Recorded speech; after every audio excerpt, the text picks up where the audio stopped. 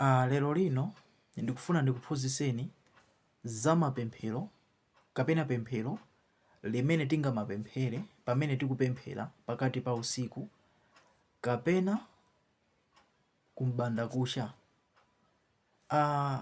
Few days ago ndinkakuphunzitsani za mphamvu kapena za ubwino wa pemphero la pakati pa usiku. Lero lino ndabweranso kuzakuphunzitsani mapemphero amene mungapemphere pakati pa usiku. Tikalowa mawu kuchokera ku Yesaya 54 verse 17 akunena kuti palibe chida choswidwa moyo wako chizapindule, lilime lililonse likunenera zoyipa Ambuye azalisusa. Kutanthauza kuti pemphero la pakati pa usiku silikhala pemphero la mtendere, koma limakhala pemphero la nkhondo. So nthawi zambiri pakati pa usiku tikuyena tizipemphera mapemphero lomenya nkhondo. Nthawi zonse pemphero la pakati pa usiku lizikhala pemphero lomenya nkhondo. For example, tikuyena kumapemphera pemphero ngati ili: Atate, mawu aliwonse oyipa amene aneneredwa pa business yanga ndikususana nawo, ndipo usiku uno ndikususana ndi komiti iliyonse imene yasonkhana kufuna kukambirana kapena kufuna kusokoneza banja langa, ndipo ndikulengeza moto kuti komiti imeneyi ikabalalike mu dzina la Yesu. Wina aliyense amene mu usiku uno akhala paguwa, pamene ali pa maguwa awo akumdima, nalengeza kuti aphwasule banja langa, Atate ndikulengeza moto kuti komiti imeneyi ikasokonekere.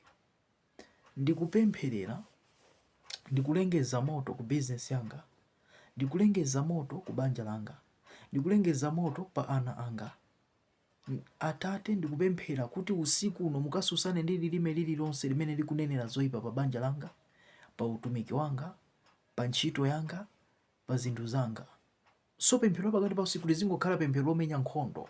Lengeza moto ku mabizinesi ako, lengeza moto ku magalimoto ako, lengeza moto ku chuma chako, lengeza moto ku zinthu zako.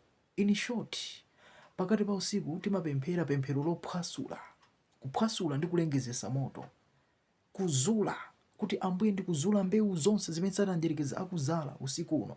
Chifukwa afiti sikuti amapemphera masana, amapemphera usiku. Nthawi ya usiku 12 o'clock ikangokwana, anthu akumdima ndi pamene amakhala easy, ndi pamene amakhala busy kumanenera imfa pa banja lako, pa mabizinesi ako, pa zintchito zako, pa utumiki wako, pa chilichonse chimene mukuchita, kuti mawa akamazuka bizinesi ija akayipeze itafa, mawa akamazuka banja limene tiphwasule, wiki isathe banja liyende choncho, wiki isathe, mwezi usathe, uyo akhala tamuchosa pa ntchito. So pemphero la usiku lija limakhala lomenya nkhondo, kususana ndi mapulani akumdima aja, kumalengeza moto kuti ziwanda zimene azipanga deploy kapena ziwanda zimene azituma kuti zikasokoneze zinthu zathu.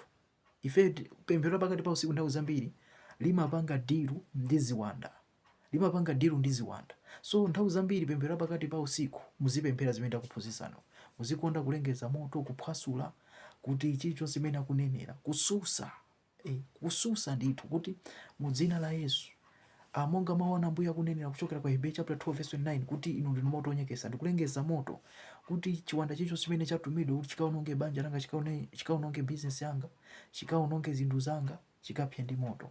Kuti lilime lilonse, maguwa onse akumdima kandi aufiti amene akunenera kuti banja langa lithe, ntchito yanga isokonekere, utumiki wanga usapite patali, zachuma zanga zisokonekere, tsogolo langa lisaoneke, ziwanda zimenezi ndikuphwasula ndipo ndikulengeza moto.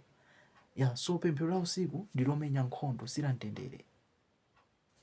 Chamma 3 uzingolengeza moto, kulengeza chipambano, kuti Ambuye pamene ndikuyamba siku langa leroli ndifuna ndiyende mu zisomo zanu, ndikulengeza chisomo pa business yanga, ndikulengeza chisomo ku sukulu kumene ndikupitako, ndikulengeza chisomo pa ntchito yanga. Lengeza moto malo aliwonse amene ukufuna kuti Mulungu awayendere.